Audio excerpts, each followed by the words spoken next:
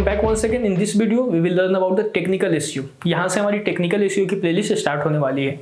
Technical SEO होता क्या है, इसकी इंपॉर्टेंस कितनी है, ओवरऑल एसईओ में टेक्निकल एसईओ का कितना इंपैक्ट होता है, तो स्टार्ट करते हैं। सबसे पहले आप ये समझ लो कि टेक्निकल एसईओ होता क्या है। देखो, technical SEO is a process of optimising your website for search engines.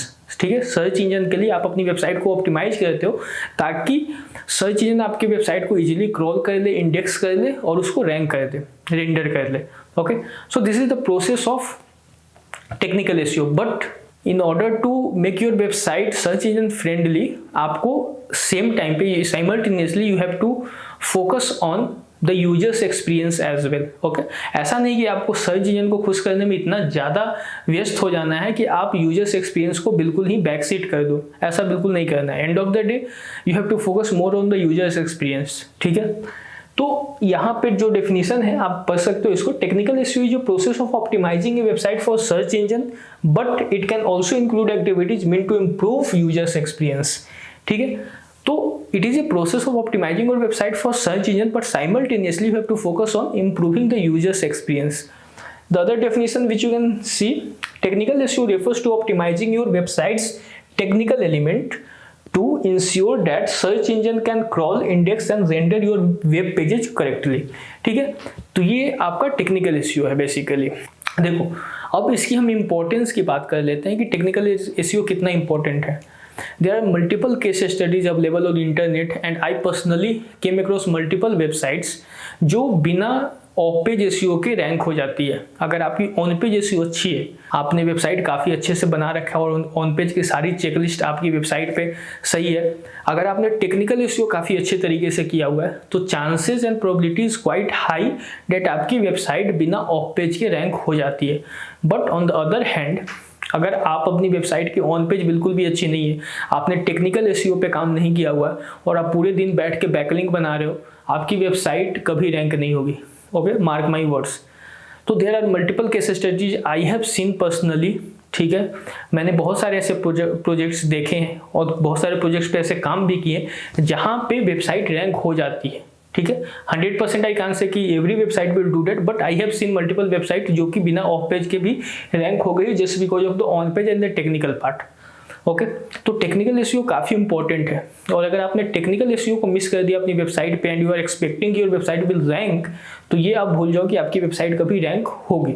तो इसी से आप समझ सकते हो कि कितना इंपॉर्टेंट है आपका टेक्निकल एसईओ। मैंने कुछ यहाँ पे पॉइंट्स लिखे हुए हैं टेक्निकल एसईओ के। ऐसा नहीं कि जितने मैंने लिखे इतने ही होते हैं, इसके अलावा बहुत सारे जो इंपॉर्टेंट है, जो मेजर पार्ट्स हैं, जो मेजर पॉइंट्स हैं, उसको मैंने राइट डाउन किया हुआ है। आगे अगर जरूरत पड़ेगी तो हम बाकी टेक्निकल एसईओ के जो पॉइंट्स होते हैं उसको भी हम देखेंगे। सबसे पहला है आपका साइट स्ट्रक्चर। देखो, साइट स्ट्रक्चर आपका अच्छा होना चाहिए। अगर मान लो आपकी वेबसाइट पे मेन्यू आपने लगा रखा है तो किस तरीके से आपने मेन्यू बनाया, सब मेन्यू बनाया, कैटेगरीज अगर आपने बनाई हुई है तो किस तरीके से कैटेगरीज, उसके अंदर सब कैटेगरीज आपने बनाया हुआ है।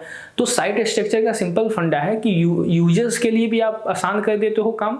अगर वेबसाइट पे आपके यूजर्स आ रहे हैं और सपोज एक एग्जांपल लेते हैं कि आपने एक home, about us, contact us और यहाँ पे आपने सर्विसेज, ये इस तरीके से आपने मेन्यू बनाया हुआ है। ठीक है, अब home, about us, contact us और सर्विसेज। अब सर्विसेज की अगर हम बात करें तो सर्विसेज में आपने सब मेन्यू बना दिया। सपोज ये डिजिटल मार्केटिंग एजेंसी है तो आपने यहाँ पे लिख दिया डिजिटल मार्केटिंग सर्विसेज, यहाँ पे आपने लिख दिया सॉफ्टवेयर सर्विसेज, यहाँ पे आपने लिख दिया वेबसाइट डिजाइनिंग सर्विसेज, यहाँ पे आपने लिख दिया ऐप डिजाइनिंग सर्विसेज। ठीक है, इस तरीके से आपने कैटेगरीज बना रखी है। अब कैटेगरीज के अंदर भी सब कैटेगरीज मान लो। अब यहाँ पे सपोज वेबसाइट डिजाइनिंग सर्विसेज में आपने सब कैटेगरीज बना रखी है कि ई कॉमर्स वेबसाइट डिजाइनिंग, ठीक है, school college website designing services, ठीक है, normal blogging website designing services. इस तरीके से same in the case of software आपने सब कैटेगरी बना रखी है। तो दिस इज स्ट्रक्चर। तो यहाँ पे अगर कोई यूजर्स आपकी वेबसाइट पे आ रहा है तो उसके लिए आप काम आसान कर दे रहे हो।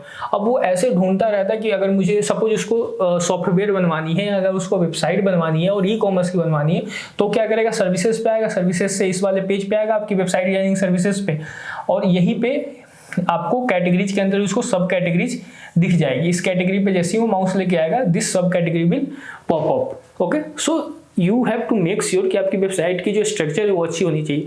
और इससे सर्च इंजन को भी फायदा होता है कि आपकी वेबसाइट की स्ट्रक्चर को समझ जाता है कि अच्छा ये जो है page e commerce website designing, ये आपका वेबसाइट डिजाइनिंग वाले पेज के अंदर आ रहा है, और ये जो है आपका सर्विसेज के अंदर आ रहा है। तो सर्च इंजन के काम को आप आसान कर देते हो वेबसाइट के स्ट्रक्चर को समझना। तो जितना काम आप उसका आसान करोगे उतना जल्दी आपकी वेबसाइट को क्रॉल करेगा, इंडेक्स करेगा, क्रॉल बजट आप सेव करोगे, बहुत सारी चीज़ें आप यहाँ पे कर सकते हो। अब हम आगे चलते हैं रीडायरेक्टरीज।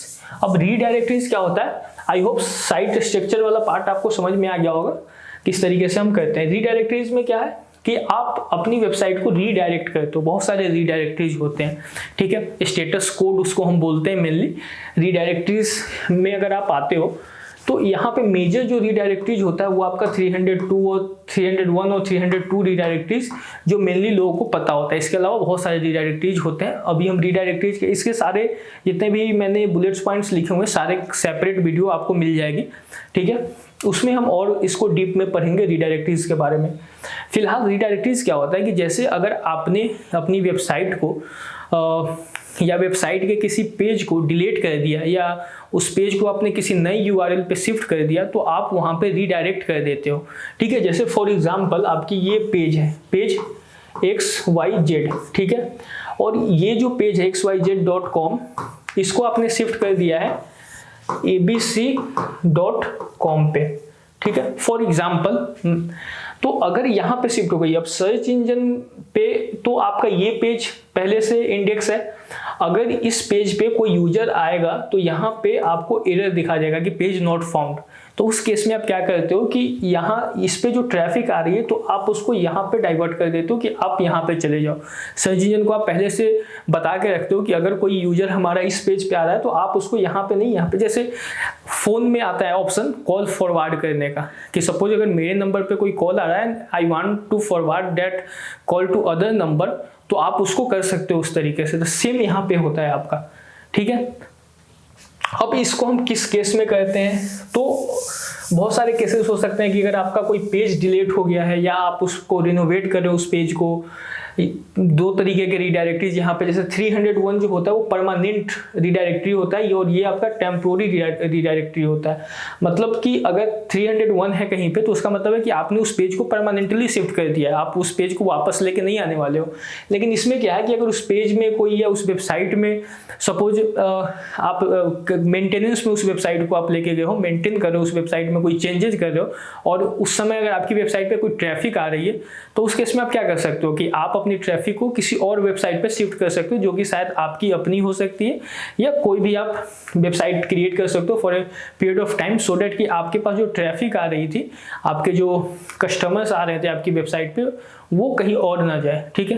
तो जैसे आपने देखा होगा जैसे कोई भी दुकान शिफ्ट होती है, ठीक है, तो आप उस दुकान के आगे देखोगे बोर्ड लगी होती है कि ये दुकान पिछली गली में शिफ्ट हो गई है, ये दुकान दूसरी मंजिल पे चली गई है। इस तरीके का आपको नोटिस आपको दिख जाता है दुकान पे, ठीक है।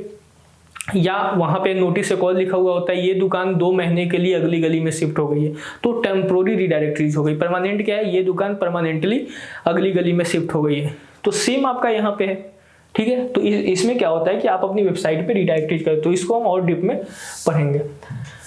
उसके बाद सर्वर एरर की हम बात करते हैं। सर्वर एरर क्या होता है, जैसे क्लाइंट की कोई क्वेरी को अगर सर्वर फुलफिल नहीं कर सकता है उस केस में सर्वर एरर आ जाता है, ठीक है। 5 देखो रीडायरेक्टरीज बेसिकली स्टेटस कोड आपके जो होते हैं 1XX 2XX 3XX 4XX और 5XX, ये सारे आपके स्टेटस कोड होते हैं। इसके अंदर आपको बहुत सारे जैसे 301 और 302 अभी जो मैंने आपको बताई है स्टेटस कोड, वो रीडायरेक्टरीज का स्टेटस कोड होता है। सर्वर एरर का मोस्टली स्टेटस कोड जो होता है 400 और 500 में होता है। जैसे 404 एरर आपने देखा होगा, पेज नॉट फाउंड। 500 एरर होता है 501 502, इसी तरीके से आगे 504, 505। तो इसमें क्या होता है, अभी इसको हम डिटेल में पढ़ेंगे आगे। फिलहाल के लिए आप इतना समझ जाओ कि सर्वर एरर का मतलब है कि कोई क्वेरी जिसको आपका सर्वर फुलफिल नहीं कर सकता है, तो उस केस में भी क्या होता है कि आपकी वेबसाइट पे कोई ट्रैफिक आई, ठीक है, आपके किसी पेज पे वो जाना चाहता है और वहां पे सर्वर उसको शो कर रहा है कि this page can't be load. Okay, बहुत सारे इसमें इश्यूज हो सकते हैं। तो आपको ये मेक श्योर करना है कि आप की वेबसाइट पे सर्वर एरर ना हो, ठीक है। उसके बाद हम बात करते हैं साइट स्पीड की। तो वेबसाइट की स्पीड आपकी काफ़ी इंपॉर्टेंट होती है कि अगर आपकी वेबसाइट की स्पीड अच्छी नहीं है, जल्दी लोड नहीं हो रही है आपकी वेबसाइट, तो आपने मार्केट में मोनोपोली नहीं क्रिएट किया हुआ है कि you are the only person who is selling shoes और XYZ प्रोडक्ट और सर्विस यू आर प्रोवाइडिंग। तो आपके कॉम्पिटिटर बहुत सारे हैं, लोगों के पास ऑप्शन बहुत है। ऑफलाइन बिजनेस में कुछ देर के लिए हो सकता है कि मान लो आपकी दुकान पे कोई आए और आपकी दुकान जिस टाइम पे ओपन होती है, सुबह 10 बजे अगर आप अपनी दुकान खोलते हो, तो 10 बजे कोई आता है, अगर आपने उस दिन दुकान नहीं खोली तो आपको कॉल कर सकता है कि आप अपने दुकान पे आ जाओ, थिंग्स लाइक दैट, बिकॉज वो अथॉरिटी बनी हुई है आपकी। या कोई आपकी दुकान पे आया, कोई प्रोडक्ट आपसे पूछा कि ये प्रोडक्ट है आपके पास, आप कहते हो कि नहीं अभी तो नहीं, आप बैठो चाय पियो, हम मंगवा देते हैं। लेकिन ऑनलाइन बिजनेस में ऐसा नहीं होता है। अगर आपकी वेबसाइट पे कोई आ रहा है और आपकी वेबसाइट ओपन होने में, लोड होने में काफ़ी टाइम लगा रही है, तो इन डैट केस आपका जो यूजर होगा, आपका जो ऑडियंस होगा, वो किसी और वेबसाइट पे शिफ्ट कर जाएगा, क्योंकि उसके पास ऑप्शंस बहुत सारे हैं, ठीक है। तो किसी एक वेबसाइट पे वो रिलाई नहीं कर सकता है अनलेस अनटिल कि आप बहुत ही, आपकी अथॉरिटी बहुत ज़्यादा है, बहुत अच्छी है, ठीक है।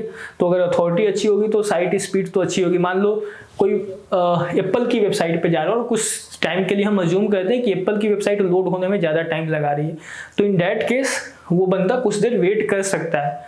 बट अगर आप कोई नया कंपनी हो जो फ़ोन बेच रहे हो, तो आपकी वेबसाइट पे उतना देर वेट नहीं करेगा, ठीक है। और एप्पल की वेबसाइट है तो उसकी तो जल्दी लोड हो ही जाएगी। खैर, आई होप साइट स्पीड का कॉन्सेप्ट आपको समझ में आ गया होगा। Responsive design and mobile friendliness. Responsive, आपकी वेबसाइट की जो डिजाइन होनी चाहिए रिस्पॉन्सिव होनी चाहिए कि अगर मान लो 85 इंच की स्क्रीन पे अगर इसको ओपन किया जाए तो ये भी यहाँ पे भी वो स्क्रीन साइज के अकॉर्डिंग अपने आप को फिट कर ले। अगर उसको 15, 13, 14 इंच के लैपटॉप स्क्रीन पे ओपन किया जाए तो वो भी आप अपने आप को स्क्रीन साइज के अकॉर्डिंग फिट कर ले। अगर मोबाइल फ़ोन पे उसको देखा जा रहा है वेबसाइट को, तो वो वहाँ पे भी वो अपने आपको स्क्रीन साइज के अकॉर्डिंग फिट कर ले। मेजोरिटी ऑफ जो ट्रैफिक होती है आपकी वेबसाइट पे वो मोबाइल फ़ोन से आती है। तो आपको मेक श्योर करना है कि आपकी वेबसाइट मोबाइल फ्रेंडली होनी चाहिए, ठीक है। वेबसाइट को मोबाइल फ्रेंडली कैसे चेक करते हैं, कैसे ऑप्टिमाइज करते हैं, ये हम आगे इसकी सेपरेट वीडियो में आपको बना के दे दूंगा। Then internal linking. अब आप अपनी वेबसाइट में इंटरनल लिंकिंग कैसे करते हो, कितना इंपॉर्टेंट है इंटरनल लिंकिंग, ये सारी चीज़। जैसे इंटरनल लिंकिंग क्या है कि आप अपनी वेबसाइट के एक पेज को दूसरे पेज से कनेक्ट करते हो, दूसरे को तीसरे से करते हो। इस तरीके से आप इंटरनल लिंकिंग एक दूसरे से कर सकते हो। अब इस केस में दो तरीके से फ़ायदे होते हैं। एक सर्च इंजन पर्सपेक्टिव से फ़ायदा होता है कि यूजर्स पर्सपेक्टिव से फ़ायदा होता है। यूजर्स पर्सपेक्टिव से आपकी जो इंगेजमेंट है वो इंक्रीज होती है। जैसे कोई आपके इस पेज पे आया, ठीक है, ये पेज उसको अच्छा नहीं लगा ज़्यादा, तो वो इस पेज पे जा सकता है रेदर देन कि वो यहीं से बाउंस बैक हो जाए, ठीक है। या ये आपने ब्लॉग लिखा हुआ है, इस ब्लॉग को उसने पढ़ा, ये ब्लॉग उसको अच्छा लगा, अब वहीं पे आपने दूसरे ब्लॉग का लिंक दिया हुआ है, वो उस लिंक से दूसरे ब्लॉग पे चला गया, तो आपकी वेबसाइट पे टाइम वो ज़्यादा देर तक दे पाएगा रेदर देन कि वो आपकी वेबसाइट पे आया और उसी पेज से कहीं और चला गया, बाउंस बैक कर गया। तो आप ट्रैफिक को रोक के रखते हो by dint of this internal linking, ठीक है। और सर्च इंजन पर्सपेक्टिव से क्या फायदा होता है, तो सर्च इंजन पर्सपेक्टिव से ये फायदा होता है कि जो लिंक्स आपने डाल रखे होते हैं अपनी वेबसाइट पे, इंटरलिंकिंग जो आपने की होती है एक पेज को दूसरे पेज से, तो वो जो लिंक होता है वो ब्रिज का काम करता है सर्च इंजन क्रॉलर्स के लिए, ठीक है। ये एक पेज है और ये एक पेज है और इसका लिंक आपने इस पेज पे डाला हुआ है, ठीक है। अब गूगल के क्रॉलर इस पेज पे आता है तो इस लिंक के थ्रू आपके इस पेज को भी वो क्रॉल कर लेता है। तो लिंकिंग जो होती है ब्रिज का काम करती है सिंपली, कि आपका एक पेज से दूसरे पेज पे जाने के लिए जो लिंक्स होते हैं सर्च इंजन क्रॉलर्स के लिए ब्रिज का काम करते हैं। तो दोनों पर्सपेक्टिव से आपके लिए फायदे होते हैं, तो आपके हर एक पेज क्रॉल हो जाते हैं। साइट मैप, अब साइट मैप जैसे इंटरनल लिंकिंग से मैंने आपको बताया कि आपके हर एक पेज क्रॉल हो जाते हैं। इन केस अगर आपका कोई पेज क्रॉल नहीं हो पाया, कोई पेज को आपने इंटरलिंक नहीं किया हुआ है, वो पेज रह गया है, तो कई केसेस में ऐसा होता है कि आपके हर एक पेज क्रॉल नहीं हो पाते, आपका हर एक पोस्ट क्रॉल नहीं हो पाता है। तो in that case you can simply create site map and you can submit. There are multiple uses of site map, वो हम आगे देखेंगे। साइट मैप दो तरीके के होते हैं, HTML साइट मैप और XML साइट मैप, ठीक है, उन दोनों में क्या डिफरेंस है, वो सारी चीज़ें हम देखेंगे इसके सेपरेट वीडियो में साइट मैप के। Then canonical and duplicate content issue. सबसे पहली चीज़ तो ये है कि गूगल डुप्लीकेट कंटेंट को बिल्कुल भी भाव नहीं देता है, तो आपको मेक श्योर करना है कि आपकी वेबसाइट पे फ्रेश और ओरिजिनल कंटेंट होना चाहिए।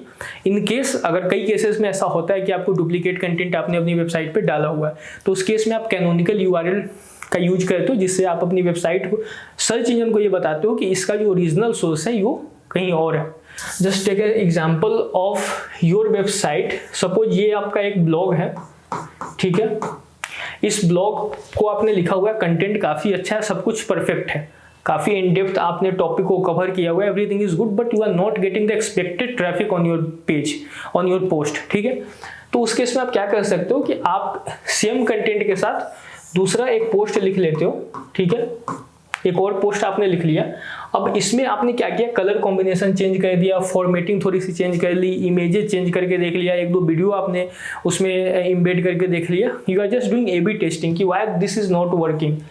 ओके, तो इन दैट केस अब कंटेंट तो आपका सेम ही है दोनों जगह, तो डुप्लीकेट कंटेंट इशू आपकी वेबसाइट पे हो सकता है। तो उस केस में क्या है कि आप इस वेबसाइट पे इस पेज पे इस वाले पेज का यूआरएल डाल देते हो एज ए कैनोनिकल यूआरएल, जिससे गूगल को ये पता लग जाता है कि इस कंटेंट का ओरिजिनल सोर्स जो है वो ये है, ठीक है। इसको भी हम डिटेल में कवर करेंगे, कैनोनिकल यूआरएल का आपका एक अलग लेक्चर आएगा, 20-25 मिनट का वो लेक्चर आपका रहेगा, ठीक है। तो ये है, मैं बस अभी आपको एक ब्रीफ समझाते जा रहा हूँ सबके आपके अलग लेक्चर। robot.txt क्या होता है, अगर मान लो आप अपनी वेबसाइट का कोई भी पेज को क्रॉल नहीं करवाना चाहते हो, इंडेक्स नहीं करवाना चाहते हो, then you can simply ask Google to don't crawl that page or don't index that page. So in that case robot.txt जो है आपका यूज में आता है। अब आप कहोगे कि ऐसा क्यों करेंगे, हमने वेबसाइट जो बनाई है वो हर एक पेज को क्रॉल करवाने के लिए ही तो बनाई है, हम ऐसा क्यों करेंगे। लेकिन कई केसेस होते हैं, जैसे आपका अगर वेबसाइट वर्डप्रेस पे है तो आपका जो WP एडमिन वाला जो पेज होता है वो आप क्रॉल नहीं करवाना चाहोगे। रीजन इज दैट कि ये आपका एडमिन डैशबोर्ड है, आप नहीं चाहोगे कि आपके यूजर्स को ये पेज दिखे, तो आप इस पेज को डिसअलाउ कर देते हो कि आप इस पेज को क्रॉल नहीं करो। Got it.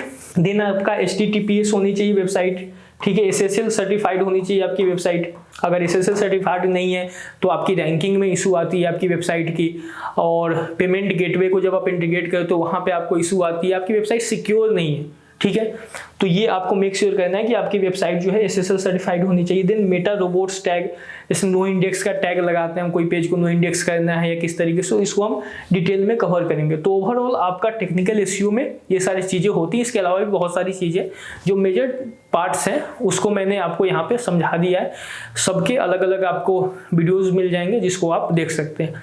तो बस आपको ये ध्यान में रखना है कि ऑन पेज और टेक्निकल एसईओ पे आपको जितना हो सके उतना ज़्यादा फोकस करना है।